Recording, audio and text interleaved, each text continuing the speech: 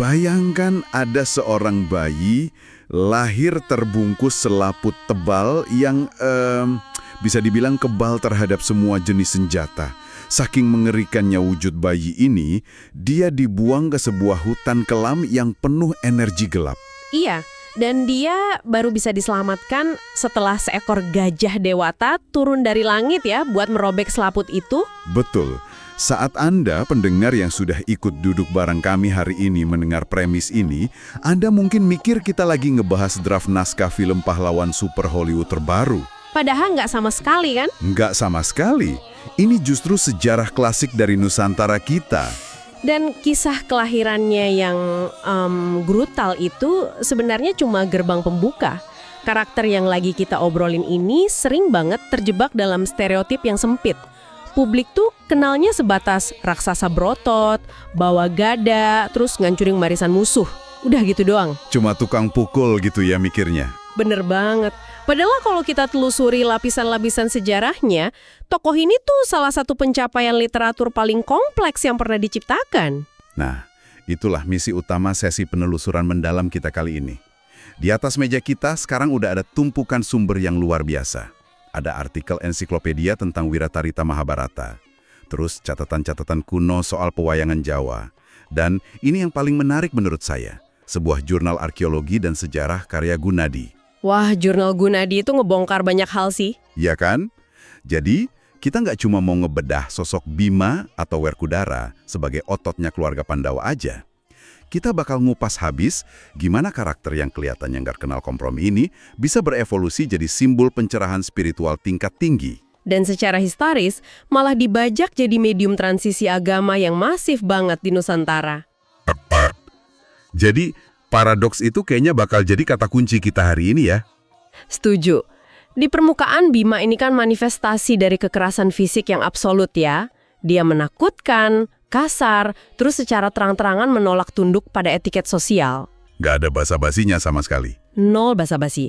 Tapi di kedalaman batinnya, dia ini nyimpan kelembutan dan kapasitas filosofis yang, ya ampun, jauh melampaui saudara-saudaranya yang mungkin kelihatannya lebih suci atau lebih sopan. Oke, mari kita mulai dari fondasi fisiknya dulu nih.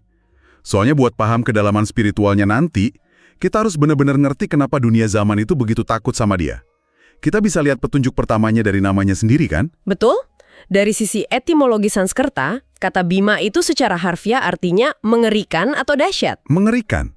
Jadi itu bukan sekedar julukan ya? Alah. Wah, perut serigala. Berarti nafsu makannya? Masif banget, layaknya serigala kelaparan. Kapasitas lambungnya itu nggak terbatas. Terus ada juga nama Bimasena yang mendefinisikan dia sebagai seorang panglima perang yang absolut. Dan kalau kita lihat silsilah genetik sama spiritualnya, emang dia udah ditakdirkan jadi sesuatu yang di luar nalar sih. Ibunya kan Dewi Kunti, tapi ayah spiritualnya ini Dewa Bayu, sang dewa angin. Iya, yang otomatis bikin dia punya garis persaudaraan rohani sama Hanuman. Ksatria Kara dari Ramayana itu kan. Bener banget. Tapi nih, sumber pewayangan Jawa yang kita kaji tuh nambahin satu lapisan cerita yang jauh lebih gelap soal masa kecilnya. Narasi Jawa tuh emang gemar banget ngasih ujian ekstrim buat tokoh-tokohnya sejak dini. Yang soal dia lahir dalam wujud bungkus itu ya? Iya, jadi Bima ini nggak lahir kayak bayi normal yang nangis gitu.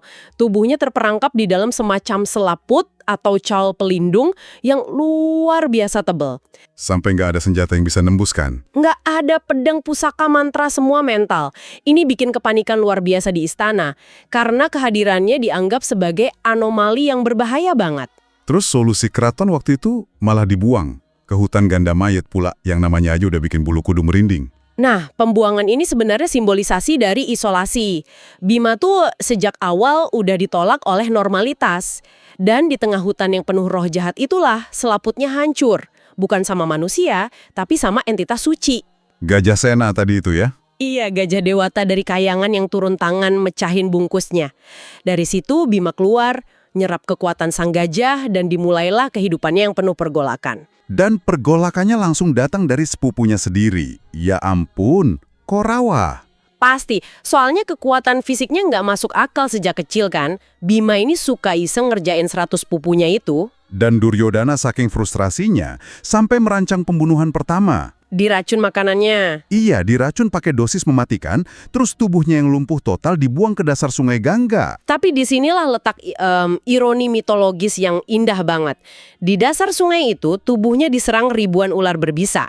Tapi anehnya racun ular itu malah micu reaksi kimiawi yang kebalikannya. Bertindak jadi antivenom dong? Bener, bisa ular itu justru netralin racun dari Duryodana. Keberuntungan tingkat dewa sih ini. Terus belum lagi dia ketemu Raja Naga Wasuki di dasar sungai kan? Yang ngasih minuman gaib. Iya, nektar ajaib. Bima disuruh minum dan tiap mangkoknya itu ngasih tenaga setara 10 ekor gajah. Dan dia minum 7 mangkok. Total kekuatan 70 ekor gajah. Gila. Pas dia bangkit dari sungai dan pulang, dia udah bawa kekuatan 70 gajah. Anda tahu pas saya baca bagian sumber ini, saya langsung kepikiran ini tuh benar-benar formula klasik dari origin story pahlawan super zaman sekarang. Masuk akal sih analoginya. Kan dia punya mutasi kebal senjata sejak lahir, terus selamat dari paparan zat mematikan, dapat kekuatan super karena trauma. Tapi yang bikin saya penasaran nih, dengan kekuatan segila itu di usia muda, apa yang nahan Bima biar nggak tumbuh jadi tiran yang sewenang-wenang? Itu poin analisis yang krusial banget. Kalau kita bedah psikologinya Bima, kekuatan 70 gajah itu sama sekali nggak diterjemahkan sebagai tiket buat berkuasa. Terus sebagai apa? Beban tanggung jawab seumur hidup. Dia menetapkan dirinya sebagai tameng absolut buat keluarganya. Di skenario ancaman apapun, dia nggak pernah diarin saudara-saudaranya kena serangan pertama. Dia memposisikan badannya sendiri sebagai perisai daging. Selalu. Hah? Ini kelihatan banget pas peristiwa Laksagriha atau tragedi Rumah Lilin. Coba kita visualisasikan kejadiannya. Waktu Duryodana nyebak Pandawa di istana yang gampang banget terbakar, api udah nyapu segalanya. Dan Bima berubah jadi mesin penyelamat. Iya, dia menggendong ibunya Kunti di punggung. Terus Nakula sama Sadewa pegangan di kedua pahanya. Yudhistira sama Arjuna dia apit di kedua lengan. Mengangkat 5 orang dewasa. Sambil lari nerobos terowongan bawah tanah di tengah api. Dan gokilnya, dia masih punya sisa tenaga buat ngebakar istana itu biar nimpa arsitek liciknya si Purocana. Kapasitas destruktifnya demi melindungi keluarga emang di luar skala manusiawi sih. Dan dia tuh nggak pernah nahan diri. Ingat waktu Raja Magadha, Jarasandha, ngancam kerajaan kakaknya? Yang dibelah badannya? Iya, Bima nggak cuma ngebunuh dia ngebelah tubuh Jarasandha jadi 2 bagian simetris, terus dilempar ke arah berlawanan biar nggak bisa nyatu lagi. Brutal banget. Sama kayak pas mereka diasingkan dan menyamar di kerajaan Matsya. Bima kan ganti identitas jadi juru masak raksasa bernama Balawa. Nah, iya, kasus Kicaka. Pas Panglima Kicaka nyoba ngelecehin istri Pandawa, Draupadi, Bima nggak nantangin Kicaka duel kesatria di alun-alun kan. Dia malah nyamar pakai pakaian wanita, sembunyi di kamar Draupadi, terus pas Kicaka datang, dihancurkan badannya sampai tak berbentuk. Eksekusi ini tuh nunjukin satu hal. Bima itu sangat pragmatis. Kalau keselamatan keluarganya atau kehormatan istrinya dipertaruhkan, persetan sama estetika pertarungan. Nah, tunggu dulu. Ini memunculkan satu pertanyaan gede yang dari tadi mengganjal di pikiran saya. Kita bicara soal sifat pragmatis dan ngabaikin aturan ya. Puncaknya kan ada di Perang Kurukshetra. Waktu duel Gada lawan Duryodana. Betul. Bima ngancurin paha Duryodana pakai gada rujak pala. Padahal, menurut hukum perang epik zaman itu, mukul bagian bawah pusar dalam duel gada itu pelanggaran berat banget. Terus, di Pewanenan Jawa, Bima juga digambarin nggak pernah pakai bahasa halus atau keramai inggil ke siapapun. Ke raja, ke dewa, tetap ngokok. Nggak ada sopan santunnya ya? Iya, jadi bukankah ini sangat problematik? Maksud saya, gimana masyarakat Jawa zaman itu menoleransi pahlawan utama yang terang-terangan melanggar aturan perang dan nggak sopan? Ini kan kayak ngasih pembenaran buat main curang. Evaluasi moral yang tajam banget. Kalau dari kacamata modern atau kacamata etiket keraton yang kaku, tindakan Bima itu emang curang. Tapi, para pujangga masa lalu itu merancang Bima buat merepresentasikan konsep kejujuran radikal. Kejujuran radikal? Maksudnya gimana? Menolak aturannya hipokrit? Gini, kenapa Bima meremukan paha Duryodana meskipun melanggar aturan turnamen? Karena bertahun-tahun sebelumnya, Duryodhana udah melanggar aturan moral yang jauh lebih fundamental. Dia nelanjangi dan mempermalukan Draupadi di depan umum, terus nepuk pahanya sendiri buat ngejek Bima. Pemicu sumpahnya Bima. Tepat, Bima udah bersumpah bakal ngehancurin paha itu.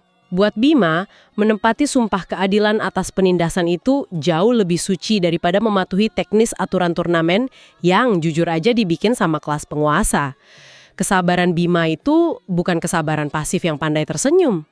Melainkan menahan penderitaan demi keadilan esensial. Betul. Dan soal bahasa halus tadi, kenapa dia nggak pakai kroma inggil? Karena Bima mandang semua makhluk itu derajatnya sama di hadapan kebenaran. Entah dia raja, dewa, atau petani. Oh, dia melihat bahasa halus itu cuma alat buat ngebangun tembok hierarki sosial? Iya, dan Bima menolak tembok itu. Dia nggak pernah jilat ludah sendiri, dia nggak pernah pura-pura. Menarik banget. Jadi ini soal esensi versus kosmetik. Bima membuang semua kosmetik sosial demi kebenaran yang telanjang. Dan kalau kita pegang benang merah esensi ini, transisi cerita di sumber kita selanjutnya jadi masuk akal banget. Transisi ke masa pencarian spiritualnya kan? Iya. Karena setelah Bima ngehancurin semua musuh fisiknya, saat dia di titik puncak kebal dan tak terkalahkan, dia dihadapkan sama satu-satunya musuh yang tersisa. Musuh yang jelasnya bisa dipukul pakai gada rujak pala. Kekosongan batinnya sendiri. Di titik inilah narasi wayang ngelakuin lompatan literatur yang luar biasa. Lakon si tukang pukul ini berevolusi jadi lakon pencarian spiritual, yang kita kenal sebagai cerita Dewa Ruci atau Bima Suci. Dia ngerasa hidupnya nggak punya makna, terus nyari tirta pawitradi atau air kesempurnaan.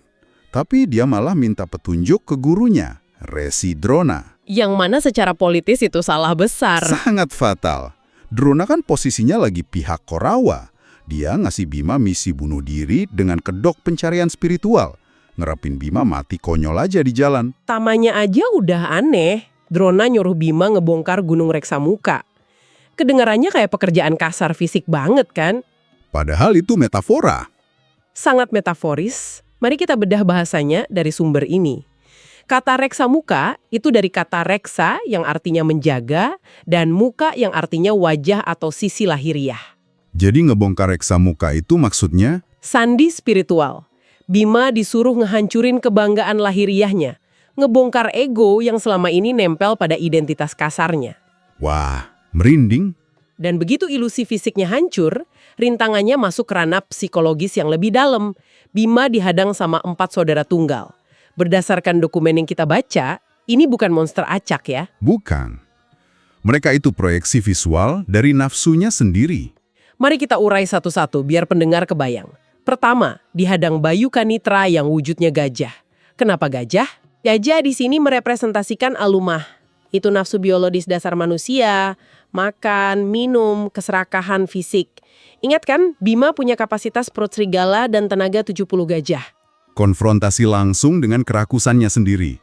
Betul. Habis itu muncul Bayu Anras berwujud raksasa. Raksasa ini personifikasi murni dari amarah. Momen di mana Bima harus ngalahin temperamen brutalnya sendiri. Terus yang ketiga ada Bayu Kibara, wujudnya kera.